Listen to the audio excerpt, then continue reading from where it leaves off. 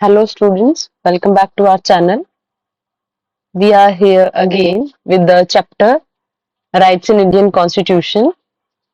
Till now we have discussed four type of fundamental rights and today we are going to discuss fifth and sixth type of fundamental right. We have understood right to equality, right to freedom, right against exploitation and right to religion basically. So now today we are going to discuss cultural and educational rights. So these rights are basically, you can say, for the overall development of the people. Because if you are able to protect your culture, so it means you are contributing a lot in your society, right? And suppose it is basically for tribal people only. Why? Because those people are not having that kind of written records and all these things in earlier time also, but now the constitution is providing them a surety to promote their culture also and to set up their educational institute also, so that we can protect our diversity, we can protect our languages which are very diverse, right? So let us discuss it now. When we talk of Indian society, the image of diversity comes before our mind. Because from the first class only, I am telling you that India is diverse country, and to deal with this diversity, that there is very much requirement to ensure people that yes, if they are in minority also, then also they are having an important place in the society, right? India is not made up of monolithic society, यानी ऐसी society नहीं है जिसमें एक ही type के लोग आपको मिलते हैं. We are a society that has vast diversity. हमारी तो डाइवर्सिटी बहुत ज्यादा है. In such a society that is full of diversity, there would be social section which are small in number compared to the other groups. अब कुछ ऐसे होंगे ना जो औरों के कंपैरिजन में कम होंगे, एंड इस ग्रुप को क्या बोलते हैं? This group is known as minority. Will it have to adopt the culture of the majority? तो क्या अब इन लोगों के लिए जरूरी है कि वो उस जो मेजोरिटी वाले लोगों का कल्चर है वो उसी को फॉलो करें? सो ऑफ कोर्स नॉट, है ना? क्यों? मतलब अगर ऐसा हमारी कंट्री में क्या हो कि अगर, तो ऐसा हो सकता है ना कि अगर माइनॉरिटी मेजोरिटी है और अगर राइट्स प्रोटेक्ट नहीं हुए माइनॉरिटी सेक्शन के, सो majority can impose their ideas over minority. And our constitution strictly believes that diversity is our strength. And therefore, one of the fundamental rights is the right of the minority to maintain their culture. और इसीलिए हम लोगों ने क्या किया? अपने minorities को rights दिए हैं, स्पेसिफिकली फंडामेंटल राइट्स की कैटेगरी में, to maintain their culture. And this minority status is not dependent only upon religion. Linguistic and cultural minority are also included in this provision.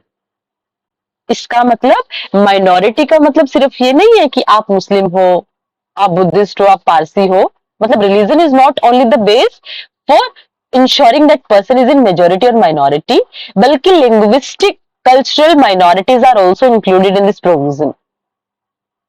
Minorities are groups that have common language or religion and in particular part of the country or in the country as a whole. अब minority आप किसको consider करते हो? जिनका कुछ मतलब group छोटे हैं वो, बट उनके क्या होते हैं? सेम लैंग्वेज हो सकती है, कॉमन लैंग्वेज हो सकती है, कॉमन रिलीजन हो सकता है, या फिर and in a particular part of the country और a country as a whole. Minority में ऐसे लोग हो सकते हैं, पूरी की पूरी कंट्री में भी कुछ ऐसे ग्रुप्स हो सकते हैं, right? They are outnumbered by some other social section. और प्रॉब्लम क्या है? आउट नंबर है, मतलब इनकी स्ट्रेंथ कम कंसीडर कर सकते हैं और इनको क्या कर दिया जाता है? बेसिकली सोसाइटी से आउट नंबर कर दिया जाता है. क्यों? क्योंकि उनकी स्ट्रेंथ कम है. That's why some people who are in majority, they consider that they are not having importance. And what happens? Such communities have a culture, language and a script of their own and have the right to conserve and develop this. अब ऐसे में क्या हुआ, कुछ लोग ऐसे हैं जो सोसाइटी में जिनकी स्ट्रेंथ ज्यादा है और कुछ ऐसे हैं जिनकी स्ट्रेंथ कम है। तो अगर उन लोगों को प्रोटेक्ट नहीं किया गया तो जो मेजोरिटी वाले ग्रुप है वो उनको साइड कर सकते हैं, आउट नंबर कर सकते हैं। और ये जो माइनॉरिटी वाले पीपल होते हैं बेसिकली, उनका अपना एक सेपरेट कल्चर है, सेपरेट लैंग्वेज है, सेपरेट स्क्रिप्ट है, राइट। और because of this, because India is diverse country and diversity is our strength, that's why our constitution ensure that their all the things, their culture, their languages, their script should be protected, and these people should get the right to conserve and develop all these kind of things. So basically this right, educational and cultural right, deals with the minority section of the society, because minority, they create beauty in our country on the basis of diversity, and that's why constitution ensures the security of these people so that they can protect their language also, their culture also, and their script also. Got it? Hope it is clear to all of you. All minorities, religious or linguistic, can set up their own educational institutions. अब देखो, अब अगर constitution में mention कर दिया कि ये लोग अपनी लैंग्वेज को, स्क्रिप्ट को बचा सकते हैं, so how can they protect it? अब देखो, as in the starting of the class I was giving example of tribal people. अब देखो, ट्राइबल पीपल के बहुत सारे कुछ ऐसी कम्युनिटीज हैं जिनकी हमारे पास मतलब करेक्ट इंफॉर्मेशन ही नहीं है।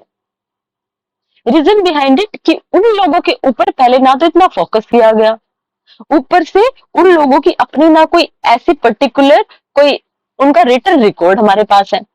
रिटन रिकॉर्ड क्यों नहीं है? क्योंकि उनके अपने एजुकेशन इंस्टीट्यूट नहीं थे। But now our constitution, after the freedom, our constitution is ensuring all the minority, on all the minority, whether their base is anything, but they can set up their educational institutions. Why? Because I have told you ना that education is the method कि आप जिसके through young minds को जैसे चाहते हो वैसे change कर सकते हो। इसीलिए क्या कि ये लोग by the help of the education institute they can preserve and develop their culture. क्योंकि देखो, सोशलाइजेशन की प्रोसेस होती है कि जिसमें एक जनरेशन से दूसरी जनरेशन तक वो ट्रेडिशंस, वो कल्चर, वो लैंग्वेज कहीं ना कहीं फॉरवर्ड होती है। So with the help of the education institute we can do it, and that's why our constitution give them freedom that they can set up their own education institutions, right? The government will not, while granting aid to education institute, और government क्या करेगी? Government इनके लिए मतलब क्या करती है? Basically grant दे सकती है लेकिन इनको मना नहीं करेगी। Government will help them discriminate against any education institute on the basis of that it is under the management of minority community. और देखो क्या होता है कि अगर गवर्नमेंट ग्रांट दे रही है, because government provide the grants, तो गवर्नमेंट किसी भी माइनॉरिटी ग्रुप के एजुकेशन इंस्टीट्यूट्स को ये नहीं बोलेगी कि आपका इंस्टीट्यूशन ना एक माइनॉरिटी को रिप्रेजेंट करता है, that's why we will not give you grant, that will be considered as the violation of the fundamental rights. Got it? Right? Hope it is clear to all of you. अब इसके बाद इसमें basically आप लोगों ने क्या study किया? आपने स्टडी किया जो माइनॉरिटी सेक्शन है हमारी सोसाइटी के, चाहे उनका बेस कुछ भी है, but government will help them और constitution ensure them that yes, their rights, their everything, their culture, their language, their script will be protected. Got it? Now the last right is right to constitution, but before this there is the thing. अब देखो, सरदार Hukum Singh, here a heavy responsibility would be cast on the majority to see that in fact the minority feel secure. अब देखो क्या होना चाहिए? एक heavy security जो majority group है उनके ऊपर क्या है, उनके शोल्डर्स के ऊपर, that minority can feel themselves secure. The only safety for the minority lies in a secular state. और इसीलिए उनके दिमाग में, उनके माइंड में कब सिक्योरिटी जाती है? when we are having secular state. It pays them to be nationalist. The majority community should not boast of their national outlook. They should try to place themselves in a position of the minorities and try to appreciate their fears. They should not boast of their national outlook. They should try to place themselves on the position. जब क्या करें, उनको ये नहीं दिखाना कि भाई हम मेजोरिटी में हैं, ठीक है, यानी जो नेशनल आउटलुक है आप उसको बोस्ट नहीं करोगे. कैसे बोस्ट नहीं करोगे? That we are in majority और आप माइनॉरिटी हो. No, they will not do that. But instead of that, they will keep themselves in that position so that minority people can appreciate them. और minority people अपने fear से कहीं ना कहीं overcome कर जाएं मेजोरिटी के एफर्ट्स की वजह से. All demands for the safeguard are the products of those fears that are minority have in their mind. और क्या होगा कि अब क्या होता है, जो डिमांड्स उठती है ना लोगों के दिमाग में अपने राइट्स के रिगार्डिंग, वो कब उठती हैं? जब वो कहीं ना कहीं उनके माइंड में इनसिक्योरिटी और फियर की फीलिंग आ जाती है as regards their language, their script and about their services. जब उनको लगता है ना कि उनकी लैंग्वेज को कहीं प्रोटेक्शन नहीं मिल रही है, उनकी स्क्रिप्ट को कोई प्रोटेक्शन नहीं मिल रही है और उनकी सर्विसेज में उनकी कोई इंपॉर्टेंस नहीं है, रिप्रेजेंटेशन नहीं है, तब क्या होता है? They demand for some kind of rights. And that's why it is very much important for the majority section, or you can say it is a very biggest responsibility over the shoulder of majority community, that they should provide that kind of situation in the society so that minority people can feel that yes, we all are secure. They can feel that yes, we are also the important part of the society. So that's why secular state is required basically in those society in which we are having huge diversity, just like India, right? So now let us come on the last fundamental right, that is constitutional remedies. Now keep in your mind, this is the most important right, because some political thinkers will consider that it is the soul of Indian constitution. And why is it so? Because if right to constitutional remedy is not there, so there is no use of any fundamental right. किसी भी fundamental right का कोई use ही नहीं बचेगा.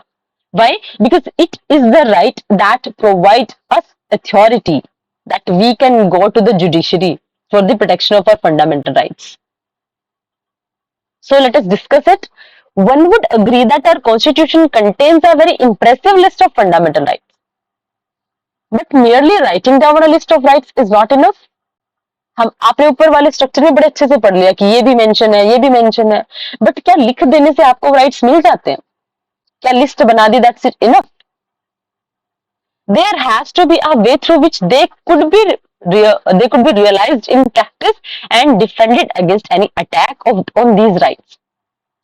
बल्कि लिख देना या लिस्ट बनाना ही इंपॉर्टेंट नहीं है, बल्कि we will have to do that kind of provisions so that we can defend if our fundamental rights are exploited. आप उनके अगेंस्ट में डिफेंड कैसे करोगे, प्रोटेक्ट कैसे करोगे, अगर आपके राइट्स को कोई एक्सप्लॉइट कर रहा है? अगर आपने राइट्स तो दे दिए बट वो श्योरिटी ही नहीं दी कि आपके फंडामेंटल राइट्स को प्रोटेक्ट कैसे किया जाएगा. So there is no use of those fundamental rights. Got it? So right to constitutional remedy is the means through which this is to be achieved. और right to constitutional remedy वही right है जिसके through हम ये assure करते हैं कि लोगों के राइट्स को प्रोटेक्ट करके रखा जाएगा. Right? And that's why keep in mind the father of Indian Constitution, Dr. B.R. Ambedkar, is considering it as the heart and soul of the Indian Constitution. Got it? Keep in mind that Dr. Ambedkar consider heart and soul of Indian Constitution which fundamental right? That is right to constitutional remedy. It is so because the right gives a citizen the right to approach a high court or supreme court to get any of fundamental rights restored in case of their violation. क्योंकि यही वो right है जो आपको surety देता है कि अगर आपके फंडामेंटल राइट्स एक्सप्लॉइट हुए तो आप सुप्रीम कोर्ट में भी जा सकते हो और डायरेक्ट हाई कोर्ट में भी जा सकते हो. मतलब हाई कोर्ट और डायरेक्ट सुप्रीम कोर्ट में भी. The Supreme Court and High Courts can issue order and give directives to the government for the enforcement of the rights. और ये राइट क्यों इंपॉर्टेंट है? क्योंकि ये सिर्फ सिटीजन्स को ही नहीं बल्कि हमारी गवर्नमेंट को भी डायरेक्शंस देता है कि हमारे राइट्स को कैसे इन्फोर्स करेगी हमारी government. The court can issue various special orders known as the writs. और अब हमारे राइट्स देखो प्रोटेक्ट कैसे होंगे? तो उसके लिए कुछ रिट्स होती हैं। अब वो रिट्स कौन कौन सी है? सबसे फर्स्ट, अब देखो हमारी 5 टाइप की रिट्स होती हैं, सो लेट अस डिस्कस। अब देखो फर्स्ट कौन सी है? That is habeas corpus. What is that? A writ of habeas corpus means that the court orders that an arrested person should be presented before it. मतलब ये list, ये जो basically आपकी writ है, ये क्या करती है हमारी जुडिशरी कि जो भी पर्सन अरेस्ट हुआ है, it should be presented before the judiciary. It can also order to set free an arrested person if the manner of the ground of arrest are not lawful or satisfactory. और यही नहीं, अगर किसी person को arrest कर लिया तो उसको अगर अरेस्ट करने का रीजन लॉजिकल नहीं है तो ये क्या कर सकते हैं? They can provide, Supreme Court and High Court, it can issue any order to set free to that person who is arrested. Got it?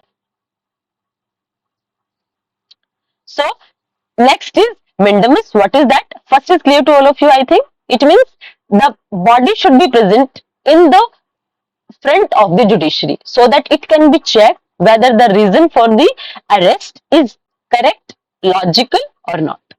If the reason is not logical, so the court can order that the person should be free. Got it? This is basically to ensure justice in the society. Next is mandamus. What is that? This writ is issued when the court finds that a particular office holder is not doing legal duty and thereby is infringing on the rights of an individual. ये कब issue होती है? जब court को लगता है कि कोई पर्टिकुलर ऑफिस होल्डर है जो अपनी लीगल ड्यूटी नहीं कर रहा है, जो उसको जो ड्यूटी असाइन है ना, वो लीगल ड्यूटी नहीं कर रहा है और उसकी वजह से किसी ना किसी और के राइट्स पर इफेक्ट पड़ रहा है. तो बेसिकली उसके लिए होता है. सपोज आप लोग कुछ डॉक्यूमेंटेशन के लिए गवर्नमेंट के ऑफिसर्स के पास जा रहे हो एंड वो जो ऑफिसर्स हैं, they are not performing their duty well, so you can go to the judiciary and they will ensure and they will issue the writ mandamus because those person who are involved in that activity, they are not performing their duty and just because of that your fundamental rights are affected. Got it? So second is mandamus. Now third is prohibition. अब देखो prohibition होता है क्या है? मना करना. So ये क्या होगा कि this writ is issued by a high court or supreme court when a lower court has considered a case going beyond its jurisdiction. अब इसमें क्या होता है कि बेसिकली जुडिशरी के सिस्टम में चलती है. मतलब सुप्रीम कोर्ट ने हाई कोर्ट को दे दी और हाई कोर्ट ने मतलब लोअर कोर्ट को, अपने से नीचे वाले कोर्ट्स में. कब होता है? when a lower court has considered a case going beyond its jurisdiction. Right? ये हायर कोर्ट ही दे सकता है, या तो सुप्रीम कोर्ट देगा या फिर हाई कोर्ट देगा. और ये कब लगता है? कि जब लोअर कोर्ट ने कोई ऐसा केस ले लिया है जो उसके जुरिस्डिक्शन से बाहर है और वो उस केस पर कहीं ना कहीं जजमेंट और ये सारी चीजें दे रहा है. तो ये writ prohibition that will be given by the that this writ will be issued by the judiciary, by the High Court or Supreme Court. Hope these three are right, completely clear to all of you. Now fourth is quo warranto. अब ये क्या होता है? If the court finds that a person is holding office but is not entitled to hold that office. It means जब हमारी high court से supreme court को लगता है कि एक पर्सन ने वो ऑफिस होल्ड किया है जिसके लिए वो एलिजिबल नहीं है, वो एंटाइटल्ड नहीं है उस ऑफिस को होल्ड करने के लिए, it issues the writ to quo warranto and restrict that person from acting as an office holder. और ये क्या करते हैं बेसिकली कि आप क्या करो, उस वर्क को रिस्ट्रिक्ट करने के लिए, मना करने के लिए, क्योंकि आपके क्राइटेरिया में वो नहीं आता है, आपके ऑफिस होल्डिंग में वो वर्क नहीं आता है और फिर भी कोई पर्सन उस वर्क को कर रहा है. तो ये बेसिकली क्या होता है? उस पर्सन को रेस्ट्रिक्ट करने के लिए होता है.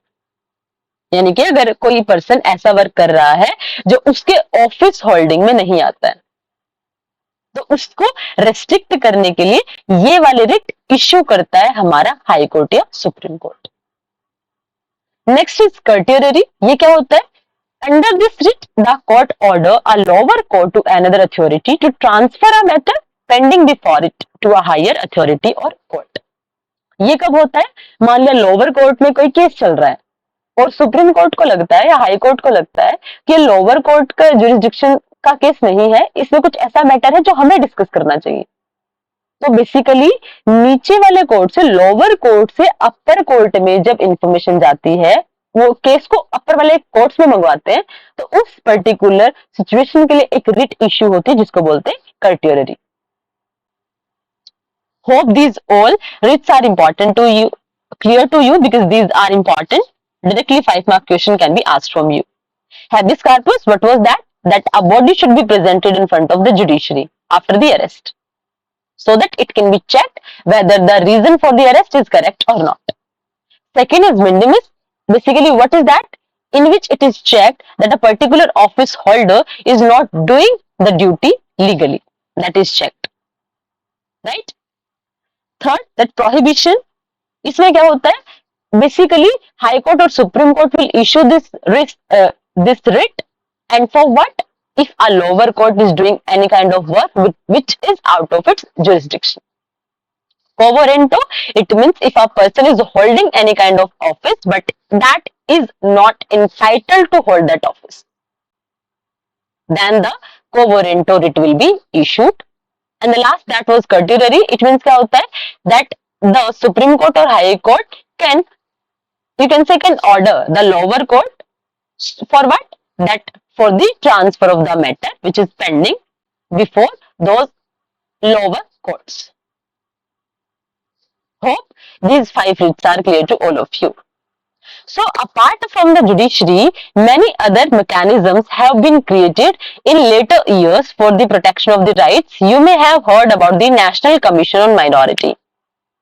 अब देखो, कुछ और भी हमारे कॉन्स्टिट्यूशन ने प्रोविजन किए, कुछ और चीजें भी की हमारे यहाँ जुडिशरी ने।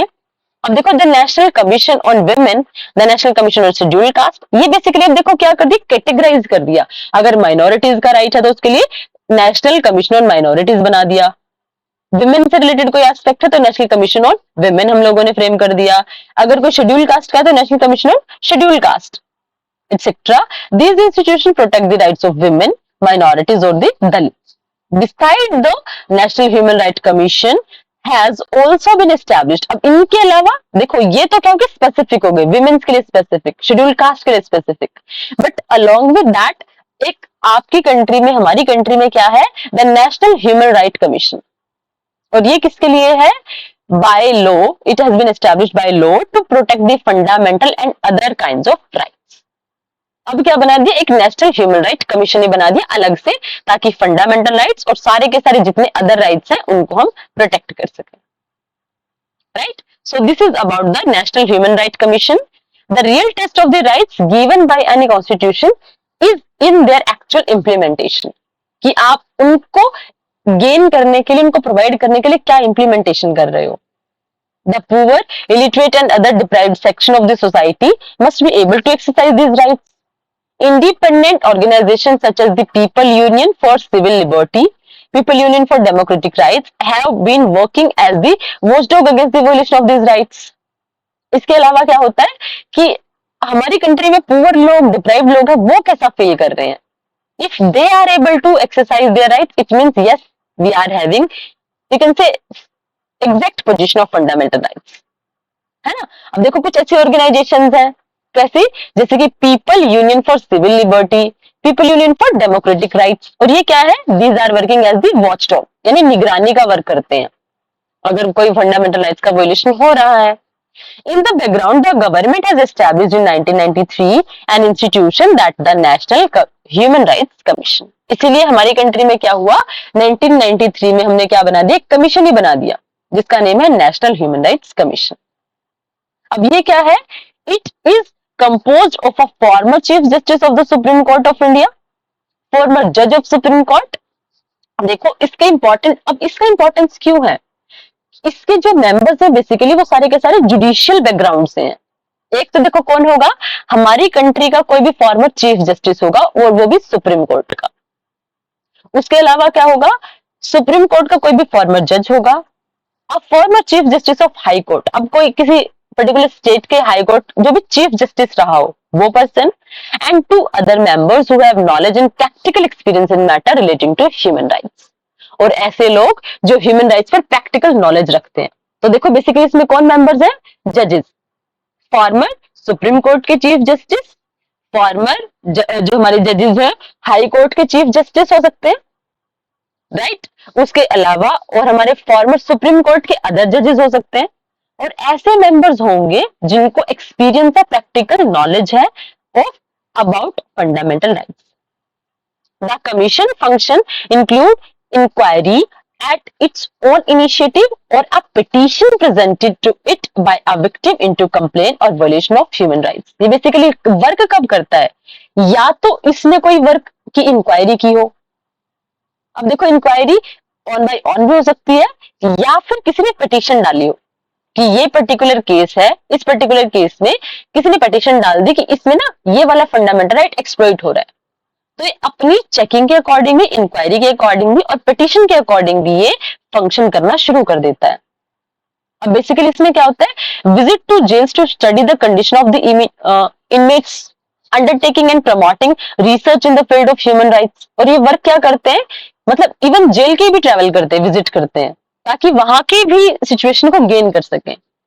और उसके अलावा क्या करते हैं, जो रिसर्च वर्क को प्रमोट करते हैं।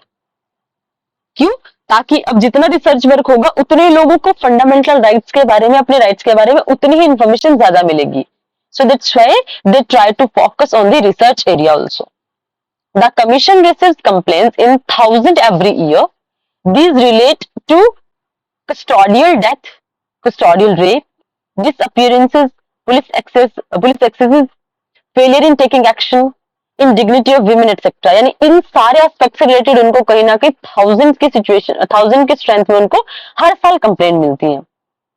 It's most significant intervention has been on disappeared youth in Punjab and investigation and trial of Gujarat riots cases where its intervention proved effective।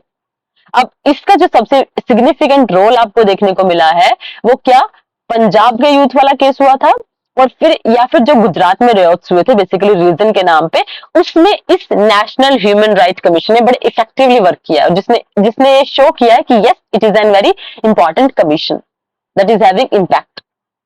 The commission does not have the power of prosecution. It can merely make recommendation to the government or recommend to the court to initiate proceeding based on the inquiry that it conducts। लेकिन अब देखो इसके पास जो power है ना, वो prosecute करने की पावर नहीं है। सिर्फ क्या पावर है कि इसके पास जो पावर्स है वो रिकमेंडेशन की पावर्स है, यानी कि एक्शन नहीं लेगा, बल्कि क्या पावर्स है, इसके पास जो पावर्स है वो रिकमेंडेशन की पावर्स है, कि या तो वो कोर्ट्स को या फिर गवर्नमेंट को उनकी प्रोसीडिंग के बारे में ना कुछ सजेशंस देते हैं, रिकमेंडेशन देते हैं, और जिसके बिहाफ पे, और वो किसके बिहाफ पे होते हैं, जिन्होंने इंक्वायरी की थी उसके बिहाफ पे ये कुछ रिकमेंडेशन देते हैं। And on the behalf of their recommendation our government, और you can say our courts can take any initiative. But no one can deny that this is working as a very important commission for ensuring fundamental rights to the people, right?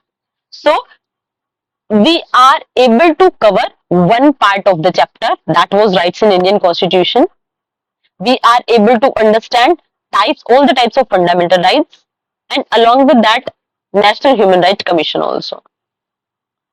Hope till now everything is completely clear to all of you. In next class we will discuss what are directive principles basically. So if you are having any kind of doubt till now, you are free, feel free to ask any of your doubt in comment section. Next part we will do in next video. Till then keep learning, stay connected. Thank you, thanks a lot.